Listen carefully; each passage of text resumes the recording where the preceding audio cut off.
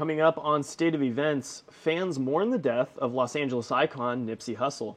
And SF State students react to the mosque terrorist attacks in New Zealand. State of Events starts now.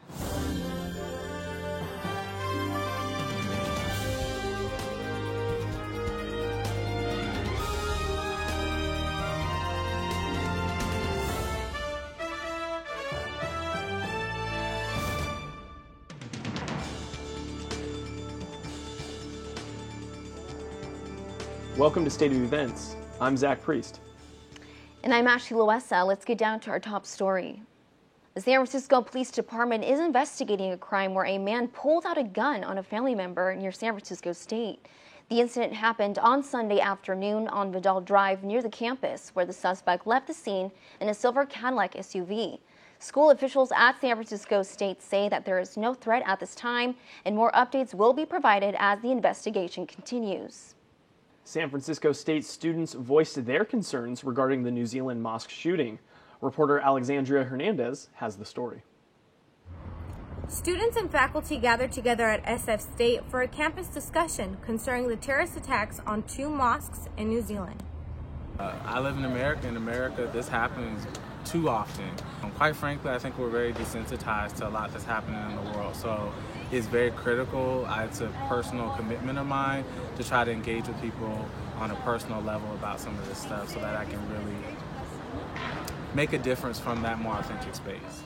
50 people were killed in Christchurch, New Zealand after a gunman opened fire. Authorities discovered an 87-page manifesto filled with anti-immigrant and anti-Muslim speech. We often think that it's only in the U.S. where these type of racist acts occur, and we forget about the bigger picture where it's a worldwide issue.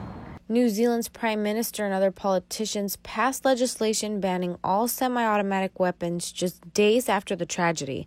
In the U.S., countless mass shootings have occurred in the last few years, yet gun control is a topic that is still frequently debated. Acknowledging the root of the issue, that this isn't necessarily something that we can only legislate away. While I do think that is a component of the issue, our lawmakers across the world need to address this adequately. I think we're not doing enough as a nation, as a world, to fix these issues. Having a sense of community and having it start in the schools could really have a big effect. For State of Events in San Francisco, I'm Alexandria Hernandez. The trial for the Ghost Ship fire begins today in Oakland. 2 years after the deadly fire killed 36 people, Derek Almana and Max Harris have been charged with 36 counts of involuntary manslaughter. Almana was the master tenant who leased the building and converted it into an artist collective for many local musicians. Harris lived in the warehouse as the creative director and helped organize the music event that night 2 years ago. The fire department stated that the building was a fire trap, citing the lack of fire exits, electrical wire protection, and makeshift stairways as the cause for the fatalities. Both suspects will begin their trials today and are likely in for a long process through the court system. Shots were fired on a freeway near Martinez Sunday night. California Highway Patrol responded to shots being fired late Saturday night on Highway 4 near Martinez. The driver was headed westbound in the highway when a car started tailgating them. They pulled off the road to let the car behind them pass over. Pulling over, the suspects in the car began yelling at the victims. Shortly following the dispute, the suspect pulled out a handgun and fired 2 shots into the windshield of the vehicle. Both victims ducked under the dashboard to avoid the bullets. The suspect then got back into his car and fled the scene. No one was injured in the incident. However, the suspect is still on the run. If you have any information on the suspect, California Highway Patrol urges you to call. The family of a 4-year-old Oakland boy shot in the head calls on Governor Gavin Newsom to let the father in jail visit his son. 4-year-old Naval Jackson is in critical condition after accidentally shooting himself in the head with his mother's boyfriend's gun last week. The boy is on life support at Children's Hospital in Oakland, where he has undergone surgery with no sign of brain activity. The boy's father, Nathan Jackson, is an inmate at Salinas Valley State Prison, where he is serving a 9-year sentence for assault with a weapon. Jackson is a level 4 inmate where community leave is not granted to him, but his family hopes their plea to Gavin Newsom will make an exception. A tent city in San Jose has been shut down after the city was the one who sanctioned it. The FAA deemed the current location of the village unfit for residential use. They cited the noise from incoming airplanes at Manita San Jose International Airport as the cause for the location being unfit. The city of San Jose has promised to find a new location for the residents. However, they have been hitting many roadblocks in their search. Residents of the closing village have been given a 30-day voucher to a hotel nearby. Authorities say if there is no location found by the end of the 30 days, then the homeless people will most likely move back into their older location by Coyote Creek. The U.S. Environmental Protection Agency announced an $86,000 settlement with Tesla over hazardous waste violations. The violations were discovered during an unannounced visit by inspectors at the company's Fremont factory in 2017. Tesla failed to comply with air emission standards for equipment leaks, violated management requirements for generators of hazardous wastes, and failed to make proper waste determination for certain waste made at the plant. The settlement includes a $55,000 payment to the Fremont Fire Department to buy emergency response equipment, such as drone with hazardous waste sensors, and a second device to detect unauthorized drone that could disrupt an emergency response. The settlement also includes a $31,000 fine. For those of you scared of heights and hot air balloons, here's a story that will scare you even more. 3 people were injured in Yountville after a hot air balloon hit a power line. The incident happened on Monday morning, where 1 person was taken to the hospital by helicopter with serious injuries. 2 other people suffered minor to moderate injuries and went to the hospital by ambulance. Next on State of Events, Trump is planning to cut off aid to 3 Central American countries. That story is up next. And then find out how tractors have improved agriculture in Yolo County. Stay tuned. There are many important days in your child's life. Their first birthday, their first big game, their first day of school. Choosing the right school for your child sets them on a path for success. Apply on time. It's for your family's future.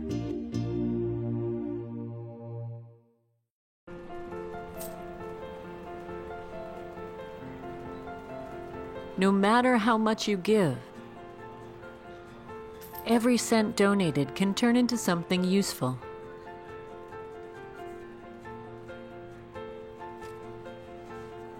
Take part in building homes.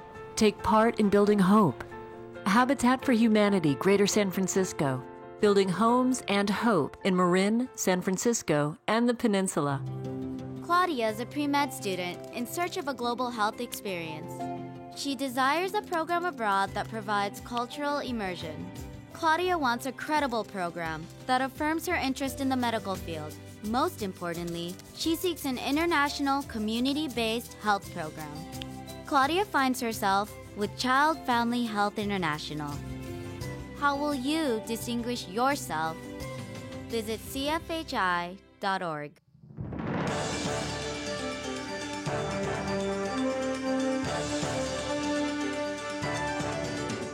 Welcome back to State of Events. Reporter Lisa Liberniak has a closer look on the growing agriculture industry just a few hours away in Yolo County. I'm Lisa Liberniak for State of Events, and I'm at the dairy cattle facility at UC Davis. Over 300 cows reside here, but behind me is probably only about 35, I would say. But they play a major role in UC Davis's agriculture program for research purposes. Some of the research involves areas such as nutrition, environmental sustainability, animal welfare, genetics, and herd health. One fun fact is that milk from the dairy is sold to Hillmar Cheese Company, located in California. Yolo County is known for its agriculture, and just around the corner from Dairy Road in Davis, you can find tons of farms such as Van Brothers Almond Orchard. But without the help of tractors, harvesting would not be as easy as it is today. When I first started working for Caterpillar, we had quite a few customers that were just leveled the land. That's all they did. That was their profession, where you don't see near that much anymore. Mm-hmm. We have so many different weather conditions and soil types. Like you go down in our delta, there's a lot of peat ground. It's very organic and it's very fine. In fact, that ground they farm when it gets a little bit wet. When it gets really dry, it's just dust. And it's a whole different, most of the farmers up in here are much larger than ones down in the Delta. Tractors are the backbone of a farm and serve the widest range of functions. Without their help, fresh produce at local farmers markets would not exist. Tractors are making farms extremely efficient and are a major factor to growers in order to maintain an environmentally friendly environment for their crops. In Yolo County, Lisa Labrignac, State of Events. President Donald Trump cuts aid and threatens to close the southern border in response to an increase of immigrants entering the U.S.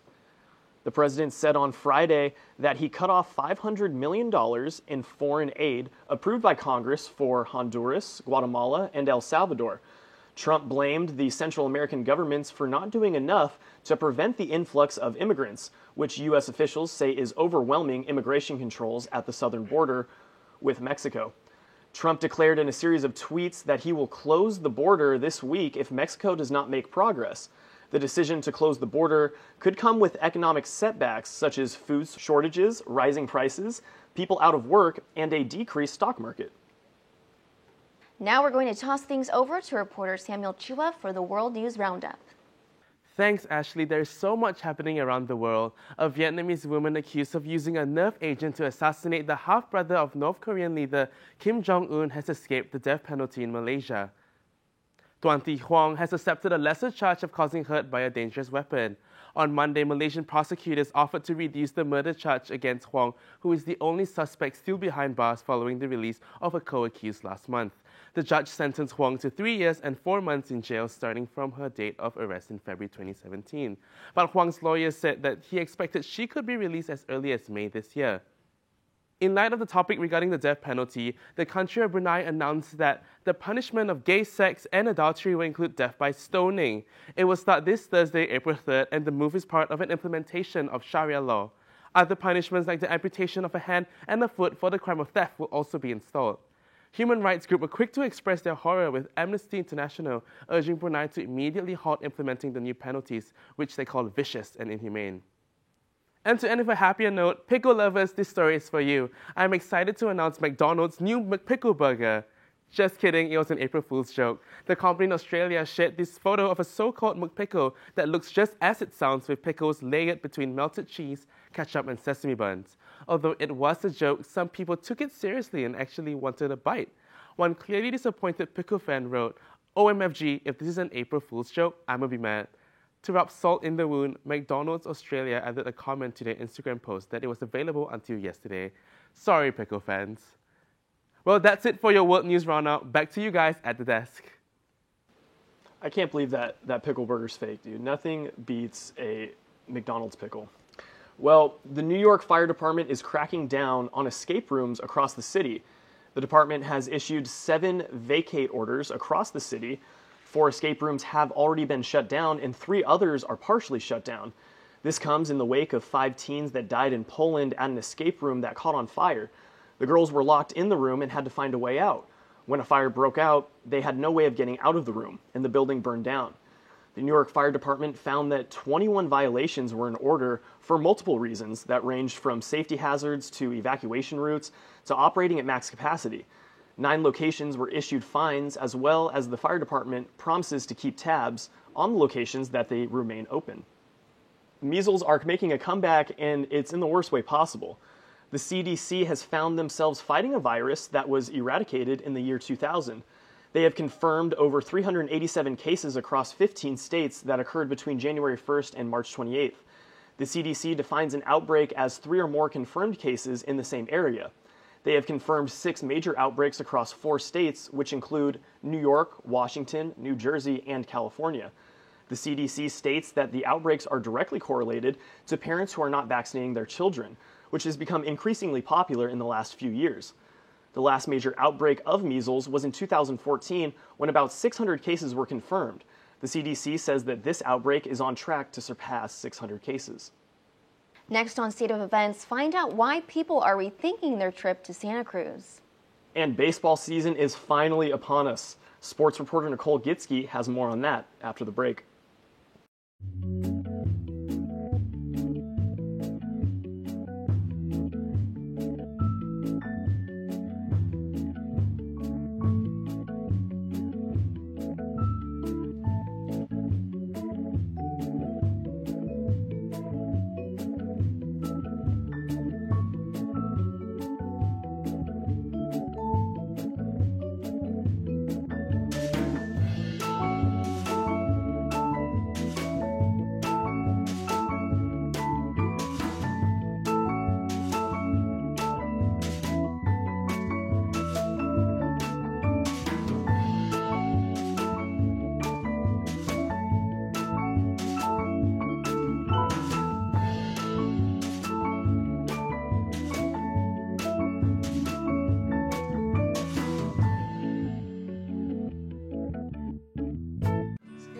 When it's time to choose healthcare for your teen, you want the best. When it's time for your teen's questions to be answered, you want a professional you can trust. At Valencia Health Services, your time is well spent. We provide professional, quality healthcare. Valencia Health Services, dedicating quality time to professional healthcare because your teen's health is our first priority.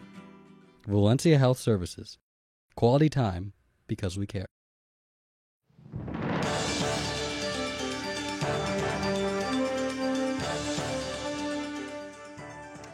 Welcome back to State of Events. Lots of drama in the entertainment world, starting with the tragic death of Nipsey Hussle. The legendary Los Angeles philanthropist, entrepreneur, and rapper was shot dead at his clothing store called Marathon in South Los Angeles as he was promoting clothes and speaking with locals. At about 3 p.m., Nipsey was shot in the head outside the front doors to his store. He was quickly transported to the hospital where he was later pronounced dead. The investigation is still ongoing, and the department is working to bring these people to justice as soon as possible. 2 other people were also injured in the shooting, but their injuries were not life-threatening. Police identified Eric Holder as the prime suspect and are asking the public to report any information they might have. A tragedy for all Nipsey fans indeed. Back here in the Bay, a horror film, former baseball player, and a Castro closure keeps the fans buzzing. Here's Karen Alarcon with the entertainment scoop. Thank you, Ashley and Zach. Here's the latest entertainment news creating headlines. Jordan Peele's new horror film, Us, is scaring people from visiting Santa Cruz Boardwalk. A Twitter user wrote that Santa Cruz is canceled, while another joked that they won't be returning to school. CEO of the Santa Cruz Area Chamber of Commerce predicts that it would actually attract more tourism. Boardwalk spokesman said that the amusement park had a strong number in attendance during the weekend, but wasn't sure if it had to do with the weather.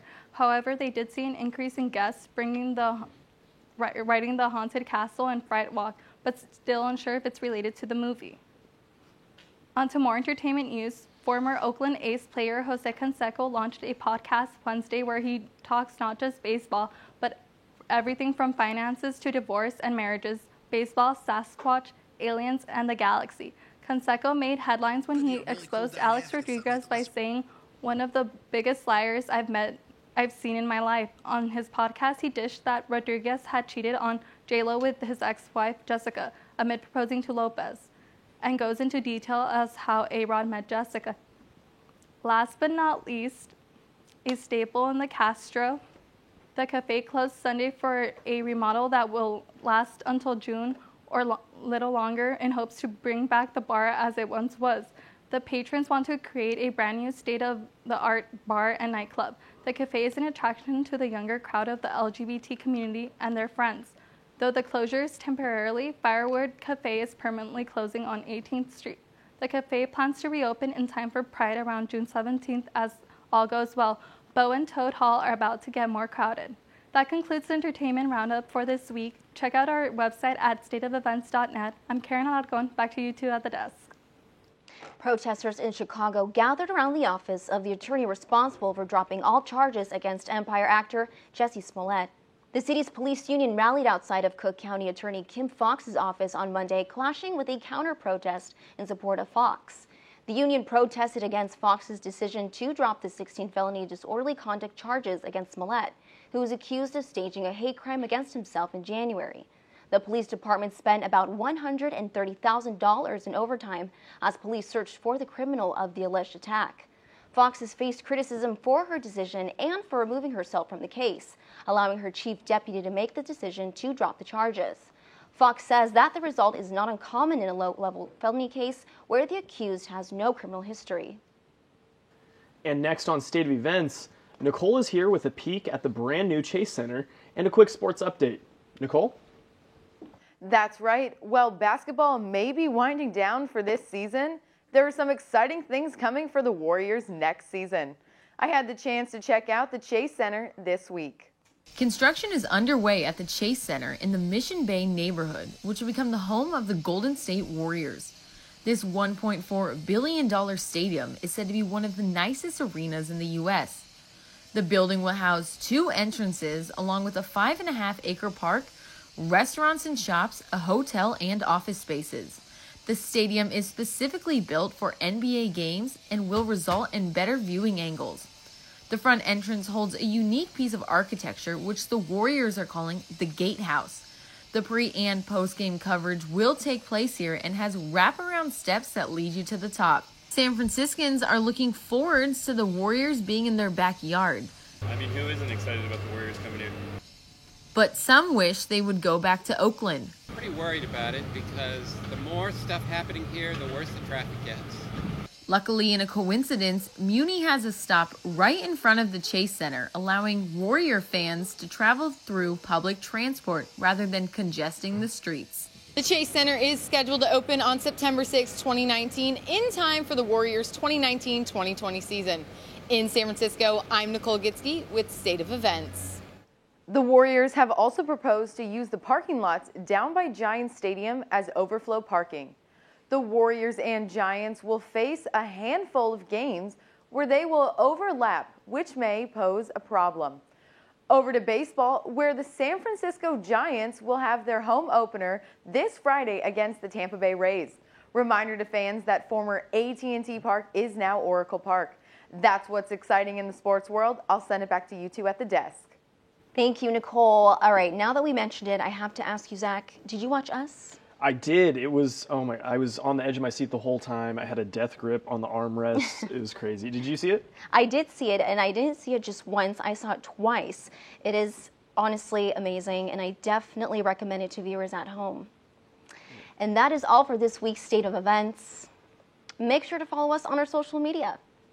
We want to hear from you. We are on Twitter, Instagram, Facebook, and YouTube. And for more stories, make sure to check out our website at stateofevents.net. In Studio One, I'm Zach Priest. And I'm Ashley Loessa. See you next week.